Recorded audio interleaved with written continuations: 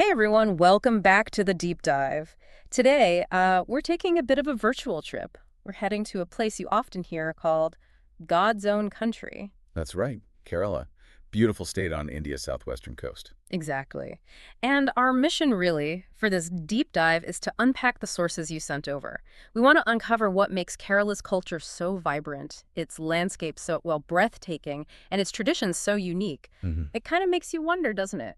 What gives a place that kind of label, divine or heavenly? It really does. And it's amazing how Kerala sort of instantly brings images to mind when you hear that name. Like what kind of images? Well, you immediately think of maybe these lush green hills, right? hmm And those really serene backwaters, golden beaches, the Arabian Sea. Yeah. And that picture, the material we have backs it up completely. It's renowned. That's where they use famous for its natural beauty, its cultural richness. So Right. yeah, the description feels spot on. Okay, so this whole God's own country idea, is it just about the amazing scenery, or do the sources hint at something, deeper? Culturally, maybe historically? That's a great question.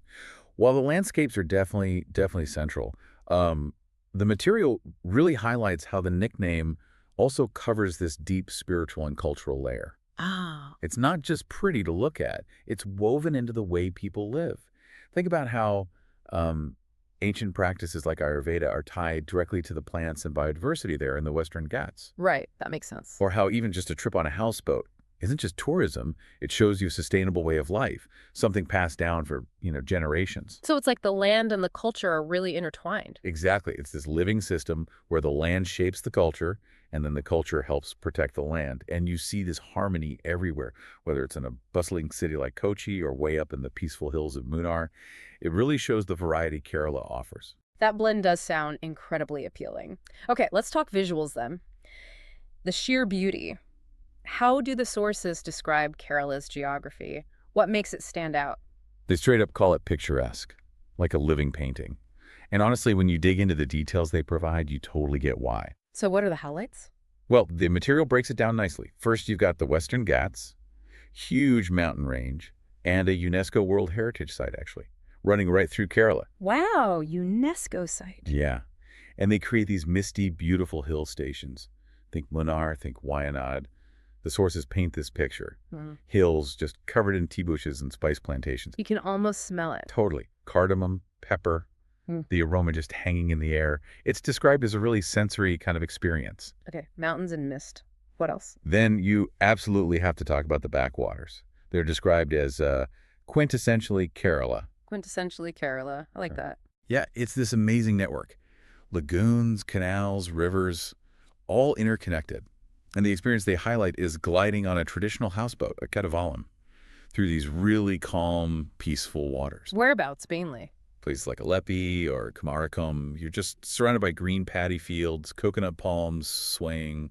It sounds incredibly Oh, tranquil. yeah. Tranquil is the word. One source even shared this story about someone waking up on a houseboat, just hearing birdsong and the water lapping, feeling totally away from it all, Sounds like bliss, pure bliss. doesn't it? And we can't forget the coast, the Yeah. beaches, places like Kovalam, Varkala, famous for golden sands, amazing sunsets over the Arabian Sea. So mountains, backwaters, beaches, Mm. quite the package. Exactly. And what's great is how the material suggests this variety means there's something for everyone, whether you're after adventure or you just want, serenity, peace, and quiet.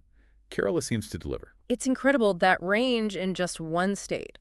So, okay, this amazing geography must shape the culture, right? How does that play out? Oh, absolutely. And that's where it gets, I think, really fascinating. Yeah. Kerala's culture is described as being just as vibrant as the landscapes.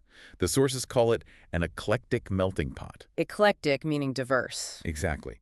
Diverse, varied. And what's really striking is how different faiths seem to coexist so peacefully. You'll find Hindu temples, mosques, churches, even old synagogues, sometimes quite close to each other. That's pretty special. It really is. And this diversity shines through in their arts, their spiritual traditions.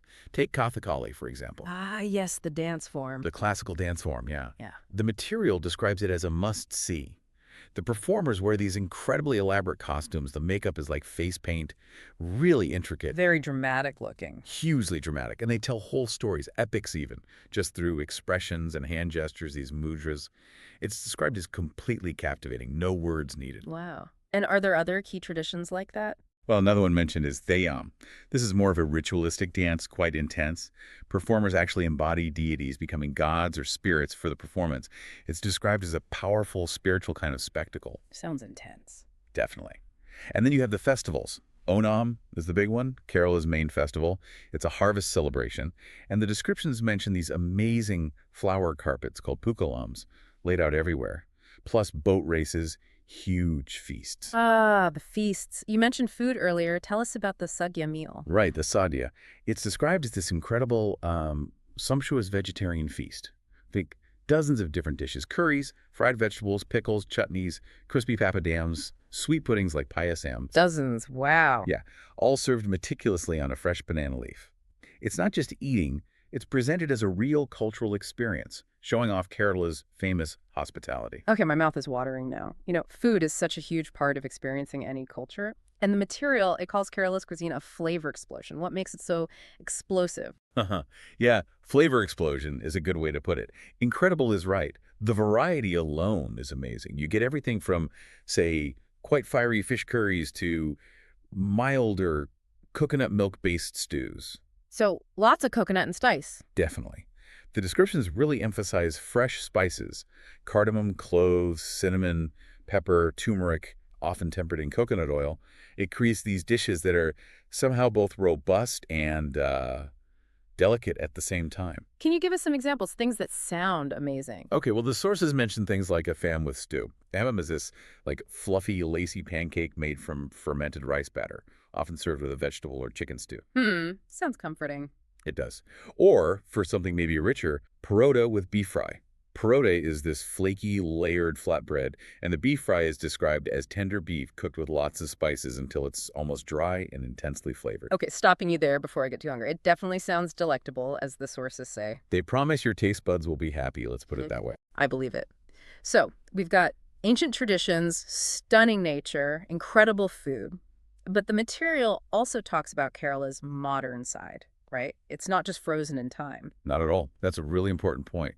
Kerala isn't only about history and scenery, it's presented as a very contemporary place, too. How so? So the information highlights its achievements in education and healthcare. It's consistently ranked as one of India's most literate states, for example. That's impressive. It is. And its cities, like Kochi, are described as quite cosmopolitan. Modern infrastructure, business hubs, artsy cafes, that sort of thing. So it balances the old and the new. It seems to, yeah.